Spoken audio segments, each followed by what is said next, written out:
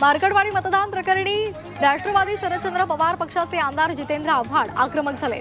I love लोकशाहीचा banner घेत आव्हाड यांनी विधान भवनामध्ये ते दाखल झाले। मार्कडवाडीचं लोण संपूर्ण महाराष्ट्रामध्ये पसरणार असंही ते म्हणाले। सरकार घाबरल्यामुळेच मार्कडवाडीमध्ये अटकसत्र सुरू झालं असाही आरोप त्यांनी केला आहे।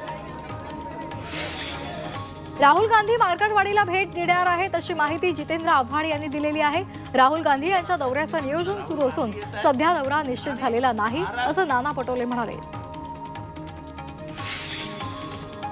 विधानसभेमध्ये आज नवनिर्वाचित आमदारांचा शपथविधी पार पडला। 170हून अधिक आमदारांनी आज शपथ घेतली। यावेळी प्रशांत ठाकूर, नितेश राणे आणि सीमा हिरे यांनी संस्कृतमधून शपथ घेतली। मंत्रिमंडळ विस्तारासंदर्भात महायुतीचे 3 वरिष्ठ नेते निर्णय घेणार असल्याचं उदय सामंत यांनी म्हटलंय। त्याचबरोबर 2 दिवसांमध्ये खातेवाटप पूर्ण होऊन मंत्रिमंडळाचा शपथविधी पार पडेल असंही त्यांनी यावेळी सांगितलं। अजित पवार यांना मोठा दिलासा मिळालेला आहे। इन्कम टॅक्सनं जप्त केलेली अजित पवार यांची मालमत्ता मुक्त केली आहे। दिल्ली ट्रिब्युनलनं हा महत्त्वाचा निर्णय घेतलाय। सोबतच अजित पवार यांचे पुत्र पार्थ आणि त्याचबरोबर पत्नी सुनेत्रा पवार यांच्याशी संबंधित मालमत्ता सुद्धा ट्रिब्युनलनं मुक्त केलेल्या आहेत। पुरेसे पुरावे मिळाले नसल्यामुळे या सर्व मालमत्ता मुक्त करण्याचा निर्णय त्यांनी जाहीर केलाय। अजित पवार यांच्या संदर्भातल्या दिल्ली ट्रिब्युनलच्या निर्णयावर नाना पटोले यांनी पंतप्रधानांवर टीका केली आहे। ना खाऊंगा ना खाने दूंगा हा मोदींचा मंत्र त्यांच्या लोकांसाठी नाही तर भ्रष्ट लोकांना बरोबर घेऊन त्यांचा भ्रष्टाचार झाकण्याचा प्रयत्न होत असल्याचा आरोप नाना पटोले यांनी केलाय। दिल्ली ट्रिब्युनलच्या निर्णयाचं राष्ट्रवादी काँग्रेसचे आमदार अमोल मिटकरी यांनी स्वागत केलंय। सत्याचा विजय होतो असं ट्विट त्यांनी केलंय। ज्येष्ठ नेते मधुकरराव पिचड यांच्या निधनामुळे आज अहिल्यानगर जिल्ह्यातील अकोले तालुक्यामध्ये सर्व गावांमध्ये बंद पाळण्यात आला। गाव बंद ठेवून पिचड यांना श्रद्धांजली अर्पण करण्यात आली। अनेक दशकांपासून मधुकरराव पिचड यांनी अकोले तालुक्याच्या विकासासाठी योगदान दिलेलं आहे। आज दुपारी 4 वाजता अकोले तालुक्यातील राजूर या त्यांच्या मूळ गावी अंत्यसंस्कार होणार आहेत। संधी मिळाली तर आपण इंडिया आघाडीचं नेतृत्व करू असं विधान ममता बॅनर्जी यांनी केलंय। इंडिया आघाडी आपण स्थापन केली आहे असंही त्यांनी यावेळी सांगितलं। एका वृत्तवाहिनीला दिलेल्या मुलाखतीमध्ये त्या बोलत होत्या। बांगलादेशमध्ये हिंदूंवर होणाऱ्या अत्याचाराच्या निषेधार्थ पुण्यामध्ये शिवसेना उद्धव बाळासाहेब ठाकरे पक्षानं बालगंधर्व चौकामध्ये धरणं आंदोलन केलं। दरम्यान बांगलादेश सरकार तसंच मोदी सरकारच्या विरोधात कार्यकर्त्यांनी घोषणाबाजी केली। सर्व शेतमालाची खरेदी हमी भावानं होईल असं आश्वासन केंद्रीय कृषी मंत्री शिवराज सिंह चौहान यांनी शेतकऱ्यांना दिले। पंजाब हरियाणा सीमेवर शेतकऱ्यांचं आंदोलन सुरू असतानाच त्यांनी हमी भावानं शेतमाल खरेदीची माहिती दिली। आंदोलनकर्ते शेतकऱ्यांचे हमी भाव ही मुख्य मागणी आहे। नाशिकमधील शेतकऱ्यांकडून एसीसीएफनं खरेदी केलेला कांदा पूर्णपणे सडलेला आहे आणि तोच सडलेला कांदा दिल्लीमध्ये विकला जातोय। सी ग्रेडचा कांदा चढ्या दरानं विकला जात असल्यामुळे ग्राहकांनी पाठ फिरवली आहे। पंढरपूरच्या उपरी गावातील शेतकऱ्यांनी ड्रोन तंत्रज्ञानाचा वापर करत ऊसाची देखभाल सुरू केली आहे। ऊसावरील रोगाचा प्रादुर्भाव कमी करण्यासाठी ड्रोनद्वारे फवारणी केली जाते। वाशिममध्ये मेडशीमध्ये एका प्रयोगशील शेतकऱ्यानं 1 हेक्टर शेतीवर पेरूची लागवड केली आहे। इंडो इस्रायल पद्धतीनं या बागेमध्ये 1700 पेरूच्या झाडांची लागवड करण्यात आली आहे। या पेरू बागेतून लाखो रुपयांची आर्थिक उत्पन्न शेतकऱ्याला मिळत आहे। नाशिकमधील उपयुक्त धरणामध्ये 97.58% इतका जलसाठा सध्या उपलब्ध झालेला आहे। गेल्या वर्षीच्या तुलनेमध्ये 20% अधिक पाणीसाठा या धरणामध्ये उपलब्ध आहे आणि त्यामुळे नाशिककरांना पुढील वर्षभर मुबलक पाणी मिळणार आहे। सोलापुरातील कृषी उत्पन्न बाजार समितीमध्ये पांढऱ्या कांद्याला योग्य भाव मिळत नाही आणि त्यामुळे शेतकऱ्यांनी नाराजी व्यक्त केली आहे। तर पावसामुळे पांढऱ्या कांद्याच्या उत्पन्नातही घट झालेली आहे आणि त्यामुळे योग्य भाव मिळत नसल्यामुळे युवा शेतकरी हवालदिल झाले। नंदुरबारमध्ये केळी पिकांवर करपा रोगाचा प्रादुर्भाव वाढलेला आहे, त्यामुळे उत्पादनामध्ये मोठी घट होण्याची शक्यता आहे। उत्पादनात घट होणार असल्यामुळे शेतकऱ्यांवर आर्थिक संकट ओढावले।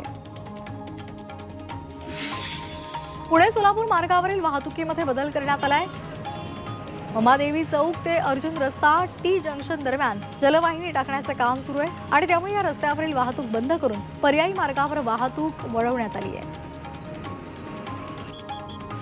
सोलापूर जिल्हा मध्यवर्ती बँकेमध्ये 238 कोटी रुपयांचं बेकायदेशीर कर्ज वाटप करण्यात आलं होतं। कर्ज वाटपामध्ये जबाबदार धरलेल्या तत्कालीन संचालक मंडळासह बँकेच्या 2 अधिकाऱ्यांकडून वसुली करण्याचे आदेश देण्यात आले। वसई विरार मॅरेथॉन निमित्तानं 8 डिसेंबर रोजी पश्चिम रेल्वेवर विशेष लोकल चालवल्या जाणार आहे। यामुळे मॅरेथॉनमध्ये सहभागी होणाऱ्या स्पर्धकांना मोठा दिलासा मिळणार आहे। चर्चगेटहून मध्यरात्री 2:30 वाजता निघणारी लोकल विरारला पहाटे 4 वाजता पोहोचेल। कोकण रेल्वे मार्गावर 7 आणि 8 डिसेंबरला करमळी वेरेणा स्थानकादरम्यान ब्लॉक घेतला जाणार आहे। दुरुस्तीची कामं करण्यासाठी हा ब्लॉक असेल। या ब्लॉकमुळे चंदीगड तिरुअनंतपुरम सेंट्रल एक्सप्रेस तसंच नागपूर मडगाव एक्सप्रेसच्या वेळापत्रकात बदल होईल।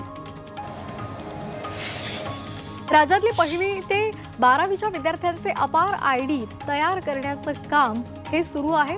मात्र अनेक विद्यार्थ्यांच्या अपुऱ्या कागदपत्रांमुळे आणि नावातील बदलांमुळे अपार आयडीमध्ये सध्या मिसमॅच दिसून आलंय।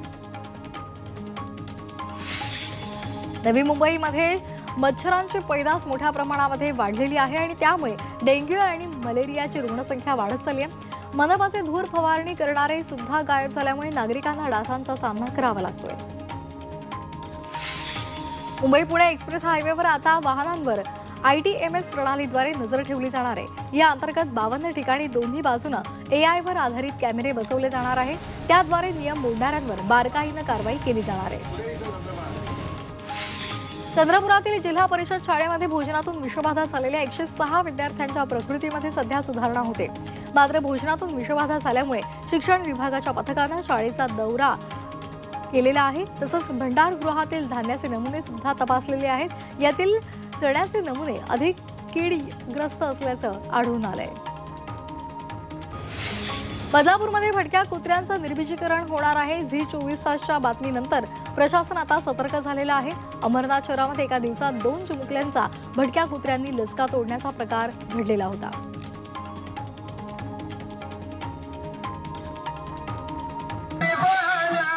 रत्नागिरीमधील कोयाळी गावामध्ये देव दानवांच्या युद्धाची थरारक यात्रा रंगलेली आहे।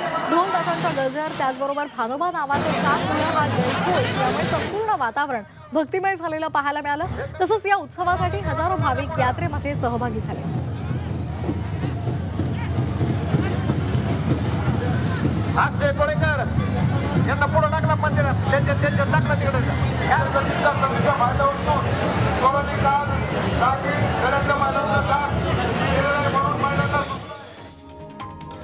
भंडाऱ्यातील मांगली ते किटाडी मार्गावर वाघ आढळून आलाय। यावेळी वाघाला नागरिक दगड मारत असल्याचं पाहायला मिळालं। त्यावेळी पोलिसांनी नागरिकांना लाठीनं थोपटवलं।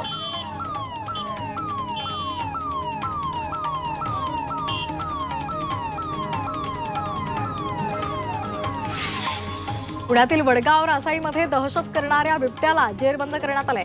वन विभागाने या बिबट्याला जेरबंद केलेलं आहे। या बिबट्याने पाळीव प्राण्यांसह नागरिकांवर हल्ले केल्यामुळे नागरिकांमध्ये भीती पसरली आहे। रायगडमध्ये चोऱ्या आणि घरफोडीच्या घटनांमध्ये वाढ झालेली आहे। माडगाव, अलिबाग, खोपोलीमध्ये तसंच महाडमध्ये चोरट्यांनी धुमाकूळ घातलेला होता। चोरट्यांच्या धास्तेने तरुणांनी रात्रीची गस्त सुरू केली आहे। यवतमाळच्या बोदेगावमध्ये एका गॅस कंपनीचं गोदाम फोडून चोरट्यांनी 13,13,000 रुपयांचे गॅस सिलेंडर लंपास केले। ही घटना सीसीटीव्ही कॅमेऱ्यामध्ये चित्रित झालेली आहे। मात्र या घटनेमुळे परिसरात खळबळ उडाली आहे।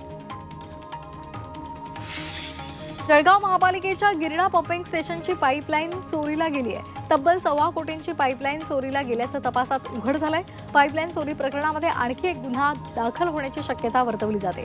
विरोधी पक्षनेते आणि 5 जणांवर आधीच गुन्हा दाखल झालाय। धुळ्यातील आझाद नगर पोलिसांनी 1,80,000च्या 7 दुचाक्या जप्त केलेल्या आहेत। आरोपी विना नंबर प्लेट दुचाकी चालवत होता। त्याला पोलिसांनी ताब्यात घेत चौकशी केली असता 7 दुचाक्या चोरल्याचं तपासाअंती उघड झालंय। यवतमाळमध्ये वंचित बहुजन आघाडीनं ईव्हीएम विरोधात जन आंदोलन मोहिमेला सुरुवात केली आहे। वंचित जिल्हाध्यक्ष नीरज वाघमारे यांनी रस्त्याच्या स्वतःच्या रक्तानं स्वाक्षरी करून राष्ट्रपती आणि त्याचबरोबर पंतप्रधान नरेंद्र मोदी आणि महामहिम राज्यपाल यांना ईव्हीएम विरोधात पत्र पाठवलंय। नवी मुंबईमध्ये शेअर्स खरेदी विक्री ट्रेडिंगच्या नावाखाली एका ज्येष्ठ नागरिकाची आर्थिक फसवणूक झाली आहे। जास्तीचा नफा मिळवून देण्याचा आमिष दाखवत ज्येष्ठ नागरिकाची ऑनलाईन पद्धतीने तब्बल 58 लाखांची फसवणूक झाली आहे। या प्रकरणी नवी मुंबई सायबर पोलीस ठाण्यामध्ये गुन्हा दाखल करण्यात आलाय। याचा अधिक तपास सुरू आहे। लाखांदूर तालुक्यातील डोकेसराडी बीडीसीसी बँकेमध्ये दरोडा टाकण्याचा प्रयत्न करण्यात आला होता। पुरावा नष्ट करण्यासाठी चोरलेलं साहित्य पोलिसांना सापडलं असून पोलीस त्या आधारे तपास करत आहेत। पुण्यामध्ये गेल्या 4 दिवसांमध्ये 5 खुनाच्या घटना घडलेल्या आहेत आणि त्यामुळे पुण्यातील कायदा आणि सुव्यवस्थेचा प्रश्न पुन्हा एकदा ऐरणीवर आलाय। शहरातील कोंढवा, वानवडी आणि सिंहगड आणि वाघोली अशा गजबजलेल्या आणि नावाजलेल्या भागांमध्ये या खुनाच्या घटना घडत आहेत। सातत्याने घडणाऱ्या या खुनांच्या घटनांमुळे पुणेकरांची भीती वाढली आहे। पिंपरी चिंचवडमधील चरोली काळेवाडी इथल्या भागामध्ये एका तरुणाची धारदार शस्त्रानं वार करत हत्या झाली आहे। या प्रकरणी आरोपीला औद्योगिक तक्रार निवारण पथकानं अटक केली आहे। त्याच्याबरोबर एका अल्पवयीन मुलालाही ताब्यात घेण्यात आले आहे।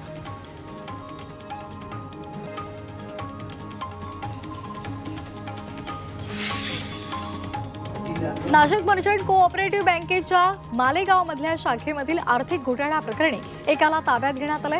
10 ते 12 व्यावसायिकांच्या नावावर खातं उघडून कोट्यवधींचे व्यवहार करण्यात आलेले होते।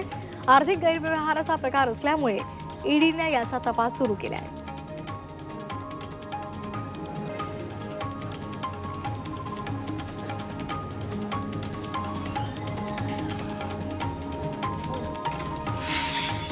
नाशिक शहरामध्ये सोनसाखळी चोरांचा धुमाकूळ पाहायला मिळतोय।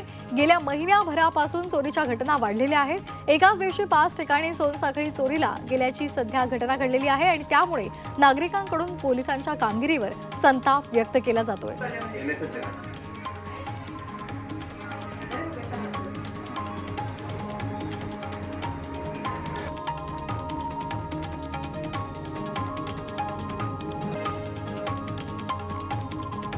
NSH